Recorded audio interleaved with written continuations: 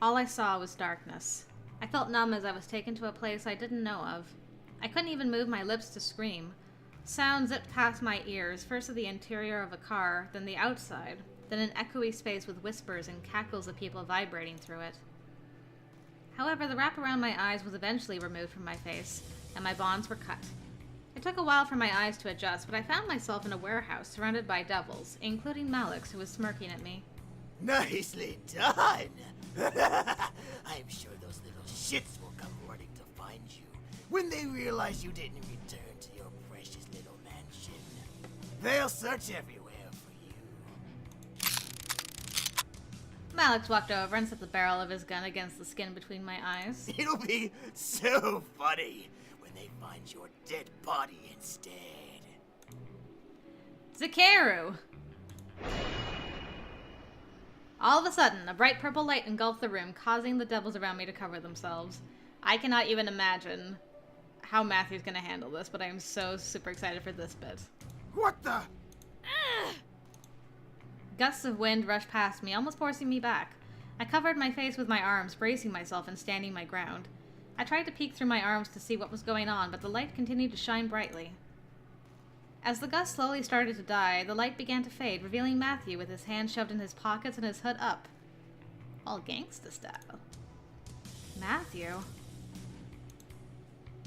Malix slowly moved his arms from his face, taking in the sight of Matthew before laughing hysterically. Are you kidding me? You summoned the crybaby Runt? How dare. Malix's laugh was cut short, however, stopped by his gasp of pain and the thud of something embedding itself into flesh.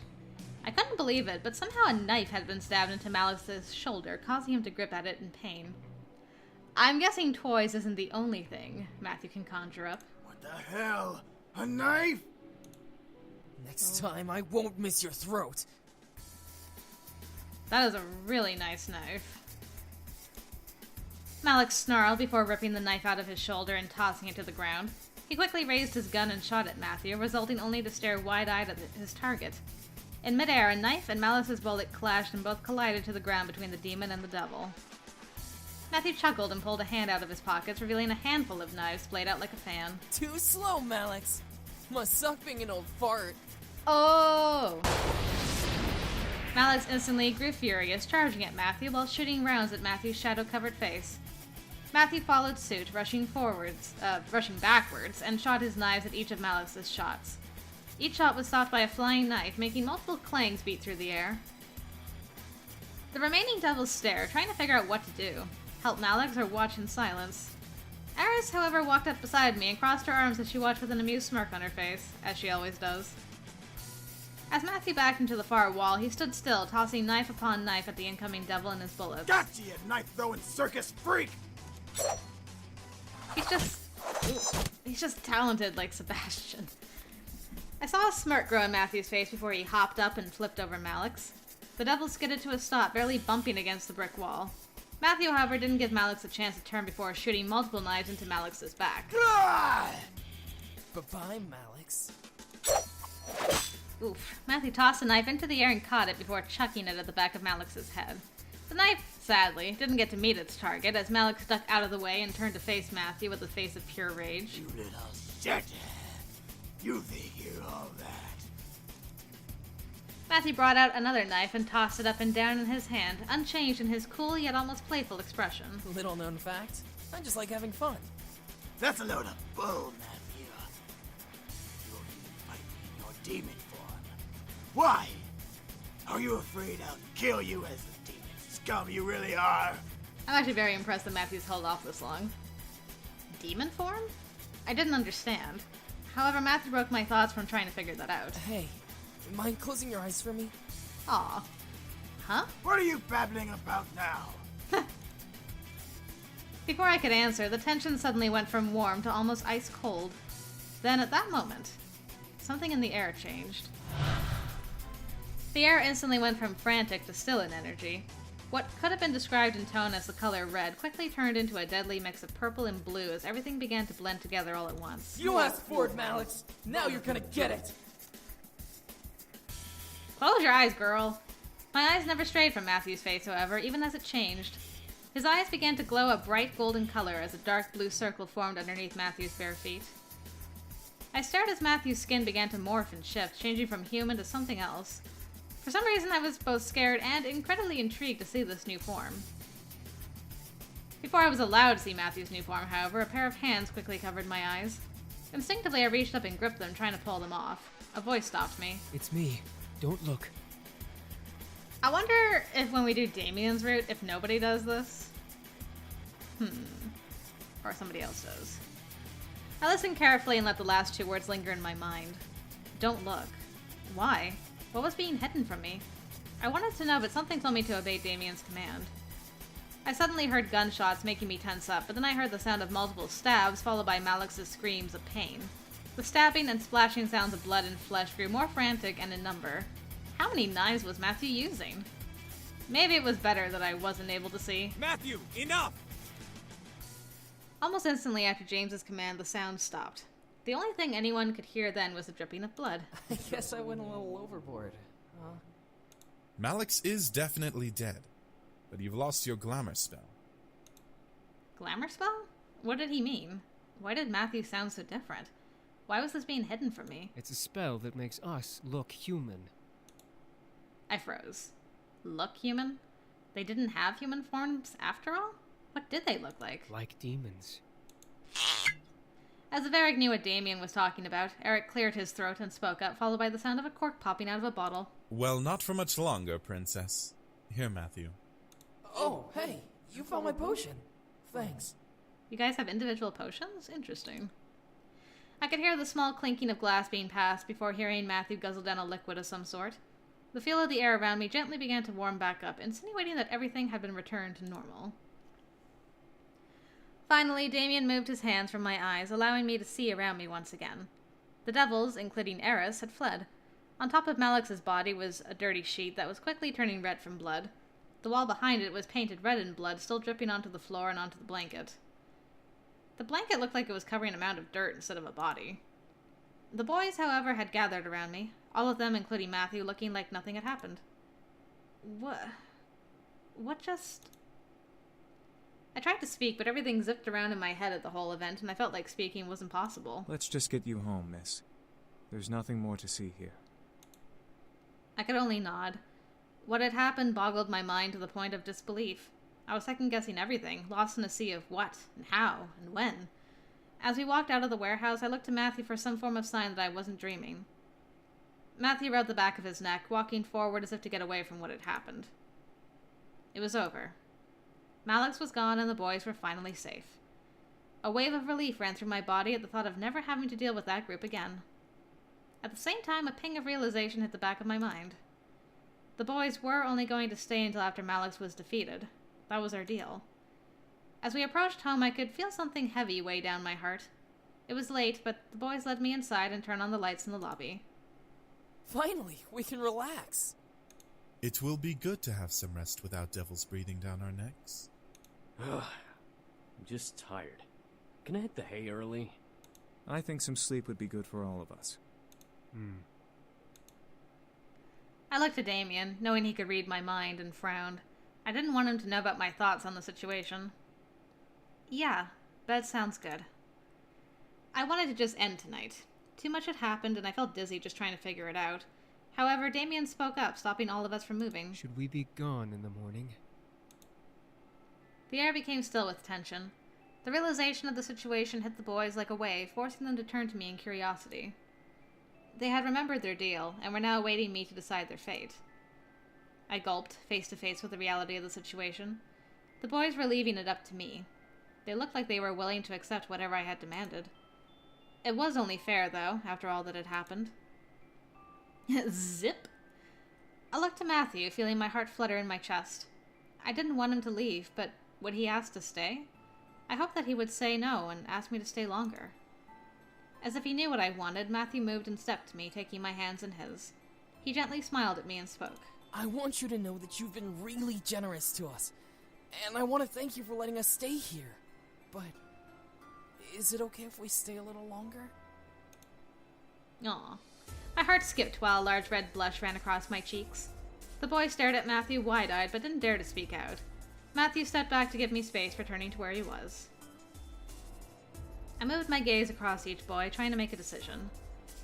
If they left in the morning, I would never see them again and my life could return to normal. If I did decide to let them go, that would have been for the best. No goodbyes, no delays. But did I want to? They had done so much for me in such a small amount of time. Let them stay. I wanted them to stay. I wanted him to stay. I merely smiled, staring at the man I had come to have feelings for before speaking at last. I would love it if you all could stay. The boys cheered tiredly, but nonetheless enthusiastically. It was cute to see everyone so excited, despite the tiredness that ran equally through our bodies. Today was a rough day. My home is your home, as long as you can still help with chores. The boys nodded in unison, agreeing to the terms I had set for them. Despite the good situation, I felt myself slowly slipping into unconsciousness. However, James quickly clapped his hands together, getting everyone's attention and waking me up, making sure I didn't pass out on the floor. All right, everyone. We're all very tired, so let's head to bed, shall we? Oh! Yeah, sleep is actually a thing. Right. We've had a very long day, but it will be good to just relax tonight and tomorrow. Sleep sounds really good right now. Yeah, man. I watched a happy smile grow onto Matthew's lips. He shared my excitement, knowing that we would be together longer. Who knew how long we would stay together? All I cared about was that I would be with him. The others quickly left to finally rest, leaving me and Matthew alone at last. Are you strong enough? You probably are strong enough to carry her. I'm just wondering. My heart fluttered a bit as Matthew practically skipped closer to me in excitement. It was really cute to see him that way, so I didn't do anything but smile. Thank you so much for letting us stay. You're welcome, Matthew. I'm happy to have you stay here. I watched his smile brighten a bit before he cleared his throat and chuckled a bit. I didn't know if it was the tiredness or my growing attachment to him, but I felt myself sway a bit on my feet. However, Matthew's face made it clear that he wanted to say something else, making me forget that my bed was also calling for me. Listen. About what happened at the warehouse. No, it's fine. You did what you had to do. I understand. I had accepted everything that happened and knew that Matthew had to do what he had to do. He was real, and he was someone I didn't want to be without, even if that meant nodding against my curiosity. Besides, I was too tired to explore that memory further. Matthew nodded before holding out a hand to me. Come on then. Let's get you to bed. He is strong enough. Makes sense. He is a demon after all. I nodded before Matthew gently lifted me up into his arms like a bride and carried me to my room. I didn't want to leave his arms, leaning my head against Matthew's chest, but eventually I was slowly lowered to my bed and covered with my bed covers. I was still in my school clothes, but I was too tired to strip or care. I looked to Matthew, fighting a yawn from escaping me as he gently ran a hand over my hair. Have a good night, okay? I'll make breakfast again in the morning. I nodded with a tired smile before watching him slowly stand and leave my room, closing the door. A wave of happiness washed over me as I laid in bed. I made a good choice. Sure, it would be hard, but I could tell that I would be able to manage it. Help around the house and being with a man whom I was slowly starting to fall for would be worth it. I slowly felt my exhaustion take over. I let sleep consume me as I drifted into the darkness in my mind. Everything was peaceful. I was happy. The credit music even played for a little bit, but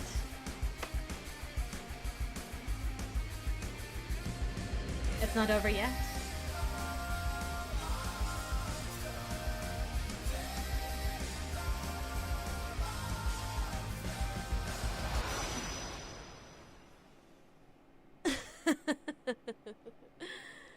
You are an interesting creature. Why, thank you, but I hope you won't be offended if I skip. Okay. Diana's here. Damien pressed his lips together into a fine line. The other boys looked at me with a raised eyebrow. A girl named Diana came by last night. Diana? Is she important? Did she try to hurt you? She's a succubus. That single word made the boys stop and stare at me. I looked at each boy, unsure of what was going through their minds. Should I have avoided it? So, she's come to try and bring us back. She must really be desperate. Well, what should we do now? Nothing. She'll give up eventually. Will she? The boys continue to look at me as if I knew the answer to that question. Damn it, Damien. She said that if I told you, she'd make my life a living hell. She can't possibly do that, right? She's not a devil. No, she isn't. However, she is a very powerful demon. She's a master of mind manipulation and has been trained in illusion. Unlike other demons who use strength to get power, she uses her charisma. She has the power to make armies bow to her and obey her every whim. That's why she's so obsessed with us. What? What do you mean? Well, she sorta has family ties to us. She was promised to marry one of us in exchange for more power.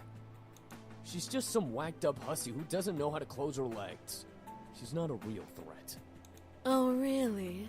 I feel insulted. The boys and I looked around the room, wondering where the voice came from.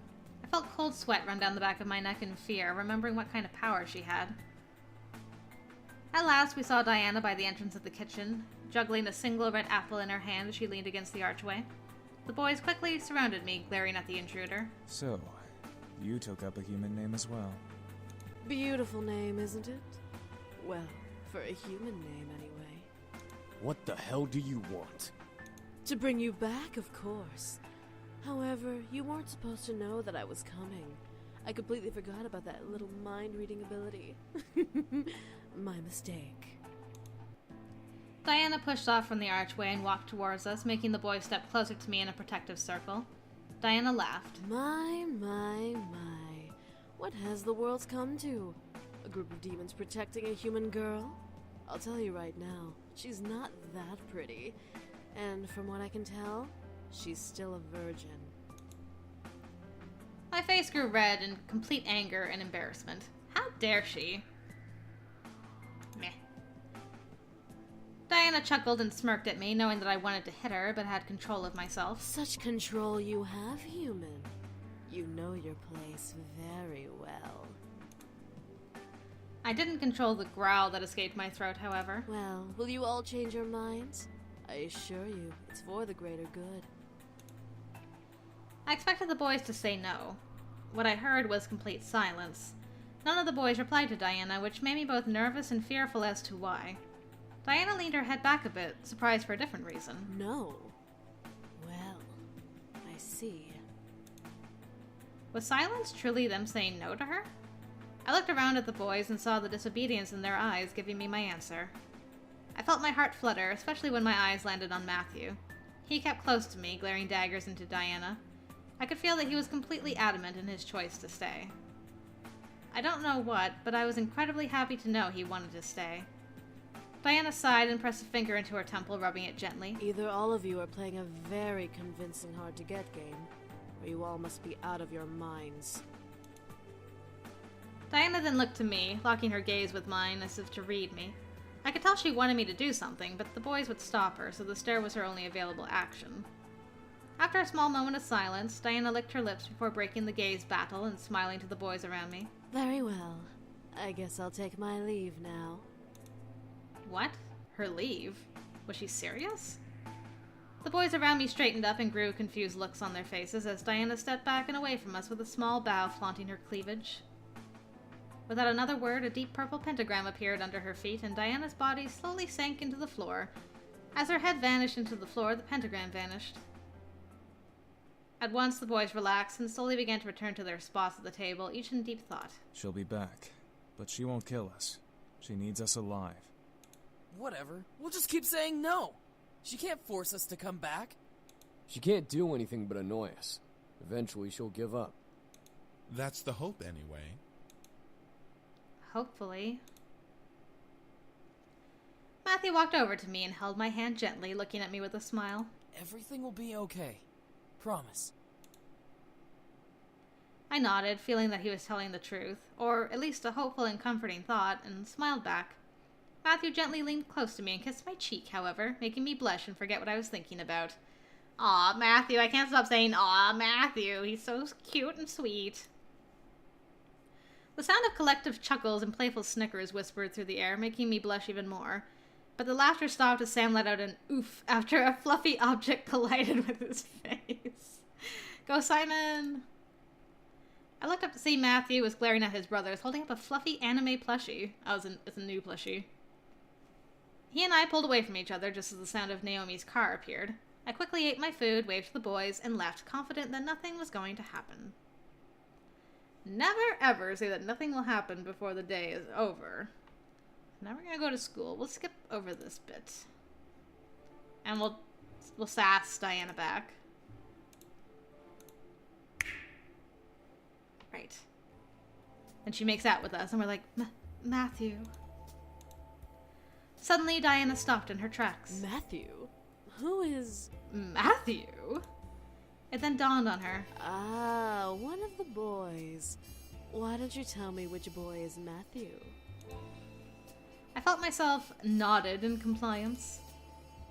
The fourth. Diana giggled in reply before letting go of my face and stepping back. Really? The child? With you? Poor Matthew, he's not even the youngest. I nodded once again, but this time it was partly my own decision to reply. Diana let out a sound that mimicked a cat's purr before stepping away from me. All right, then. Well, if it's the fourth son you're infatuated with, you should really rethink your romantic options. Diana chuckled before kissing my nose, where I felt a shot of energy zap out of my body, almost making me dizzy and recoil. Diana then turned to the desk and sat on the wood, crossing her legs. You can go now. Remember, no class for the rest of the week. And how am I supposed to get home? My two friends left me here thanks to you. Oh, were they your ride? My apologies. Let me help then. Diana then lifted her hand and snapped her fingers. I suddenly felt the floor sink from underneath me, forcing me to look down. A purple pentagram surrounded my feet, pulling me into the ground. Whoa! Before I could fight, however, I sank fully into the floor, fading into darkness and shutting my eyes. As I opened them, I felt my silk sheets around me, soothing my anxiety from the darkness that had previously surrounded me. What the...